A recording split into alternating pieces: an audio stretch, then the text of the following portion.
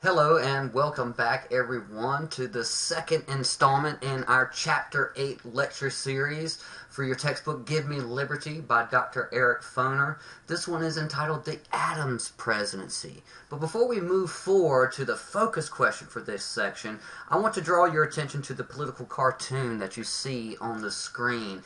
And this really illustrates what we had been talking about in the previous section of this lecture about how divisive the politics became during the 1790s. This political cartoon actually illustrates a very real incident that happened on the floor of the House of Representatives in 1798 when Federalist Roger Griswold and Democratic Republican Matthew Lyon actually got into a physical altercation, a fight on the floor of Congress. We don't see that too often these days, at least not in the United States, but it really illustrates just how divisive and heated the political debates became during this period. The focus question for this section is, how did competing views of freedom and global events promote the political divisions of the 1790s? After his second term of office, George Washington decided to step down from his role as President of the United States. He could have very well ran for a third and perhaps even fourth or fifth term. Many people wanted him to do so. There was even talk around this time of making Washington a king. But Washington wisely chose to step down, partly out of he was just tired of public office and wanted to retire back to his estates in Virginia and continue the life of a leisurely southern gentleman, but also partly because he wanted to put to bed this idea that America was leaning more to these monarchical tendencies that the Democratic Republicans feared so much from the Federalist faction at this time. And so, therefore, the election of 1796 opened up the contest to others other than George Washington. And this was the first contested presidential election, and it was a bitter partisan dispute.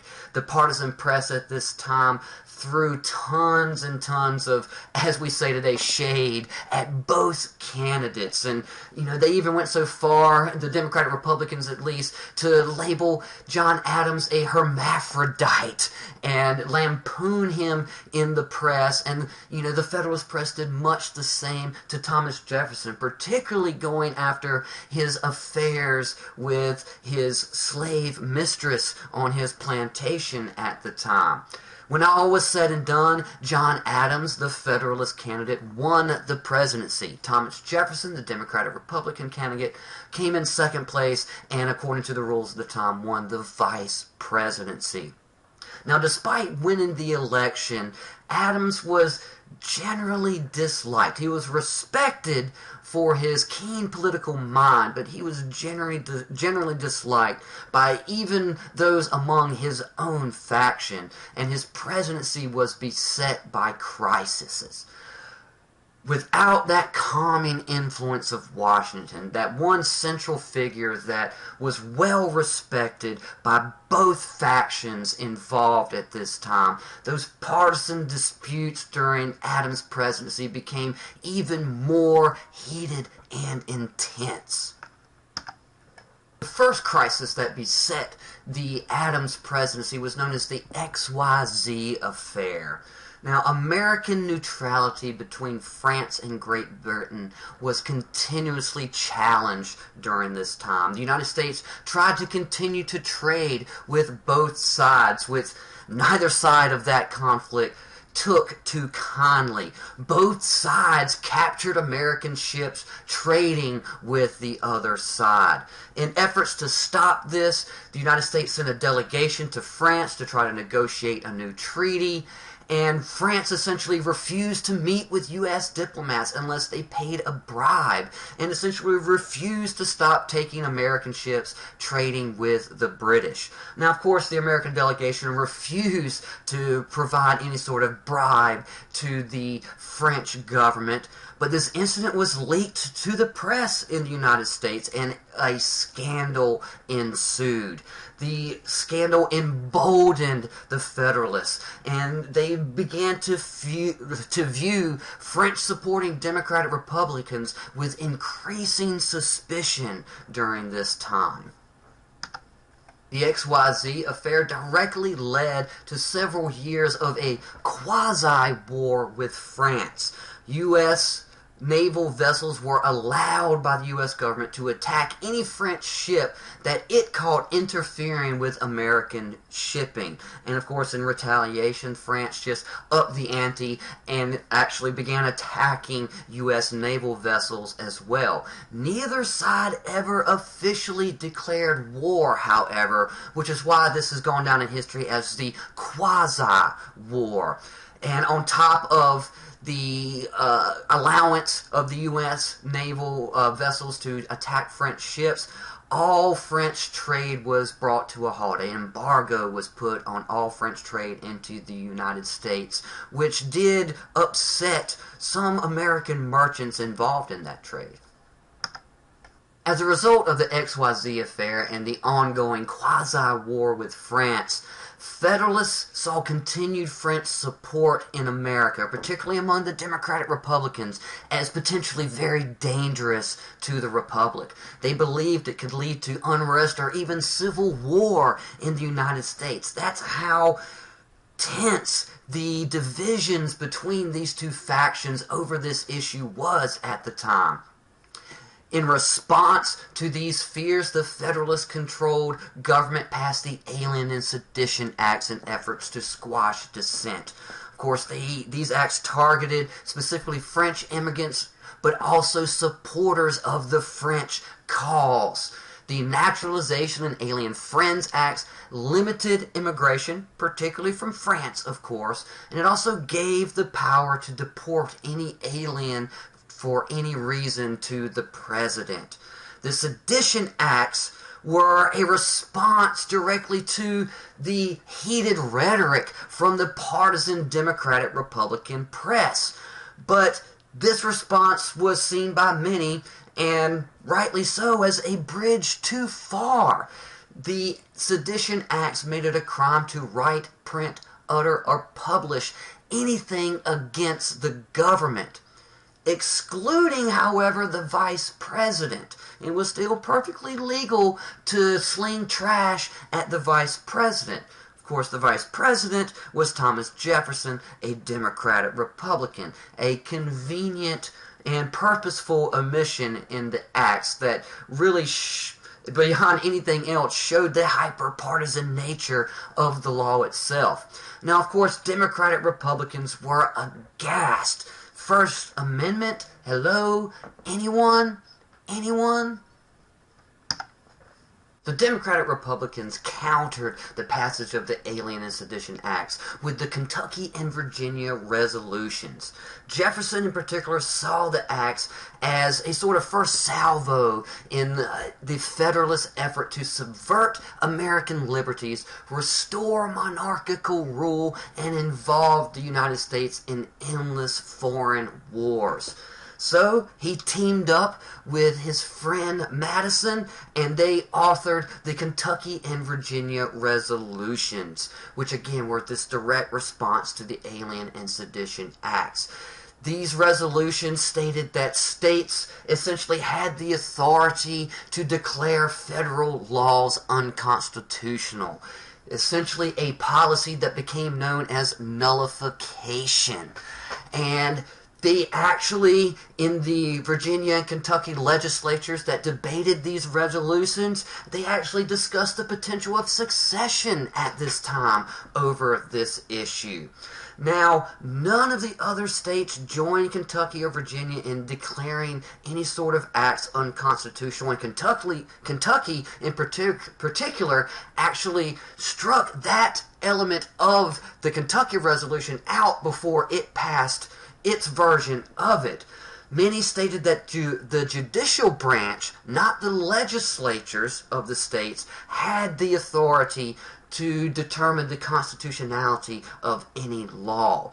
But these resolutions began a debate that would continue up until the mid-19th century about the authority of the state versus the federal government, and whether the states had the right to oversee or get rid of any sort of federal law that it did not think was coherent with the constitutional or constitutional principles.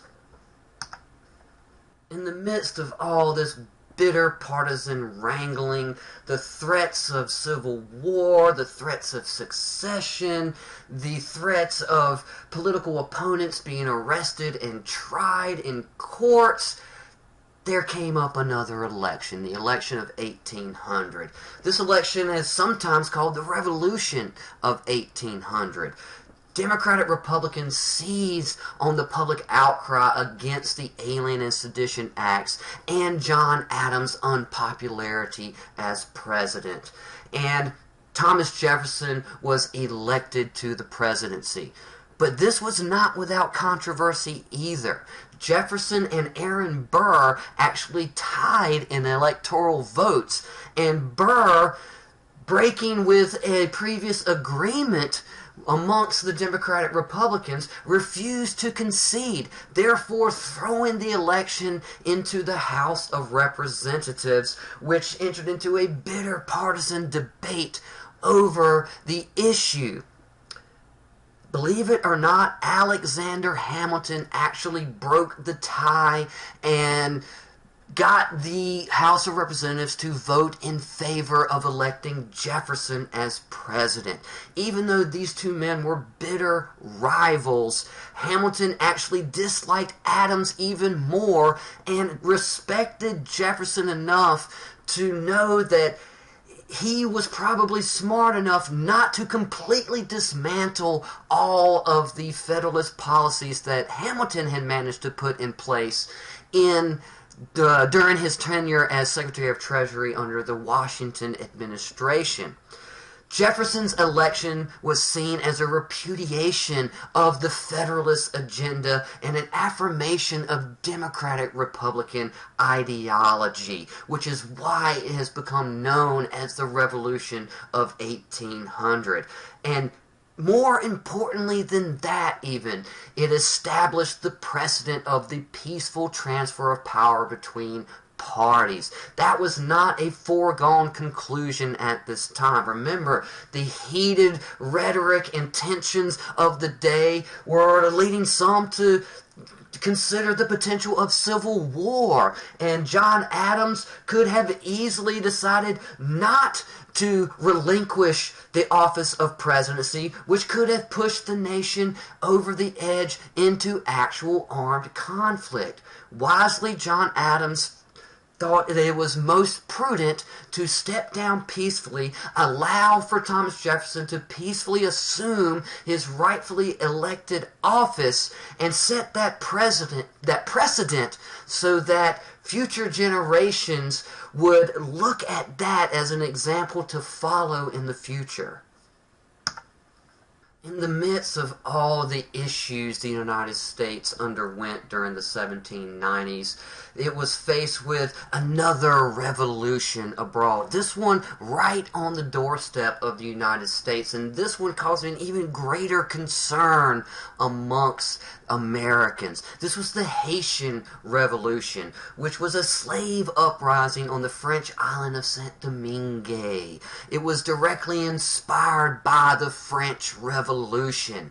And to make a very long story short, a slave army was able to defeat both the French and British forces sent against them and declared the independent nation of Haiti, run by African Americans, in 1804.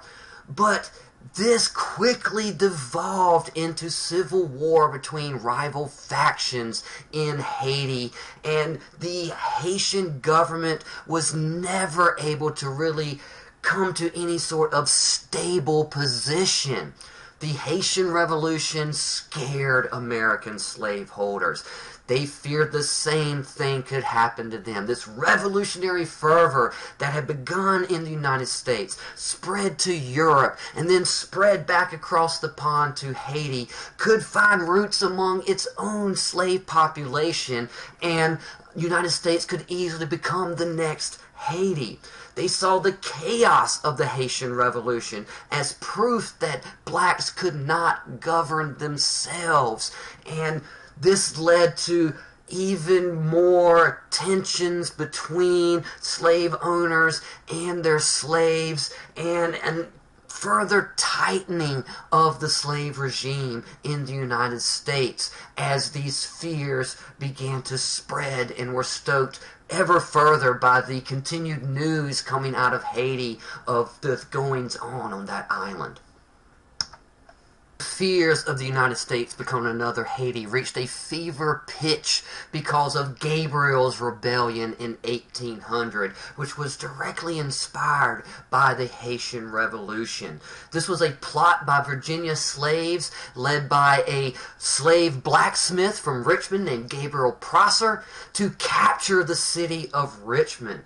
Prosser actually hoped that poor whites would join the cause, which brought up that specter of Bacon's Rebellion that we spoke about earlier in this lecture series. Now, the plot was foiled before it could get off the ground, and the conspirators were arrested and hanged. However, the rebellion further stoked white fears of slave revolt and led to, again, a further hardening of laws controlling the black population, particularly related to the ability of owners to free their slaves, because that growing free black population was seen as the root of the problems that could arise from the enslaved population. The free blacks were an example that freedom could be achieved for the enslaved population. So the ability to limit that free black population was seen as an essential means of controlling the enslaved population. That concludes part 2 of our Chapter 8 lecture series. As always, study hard, and I'll see you soon.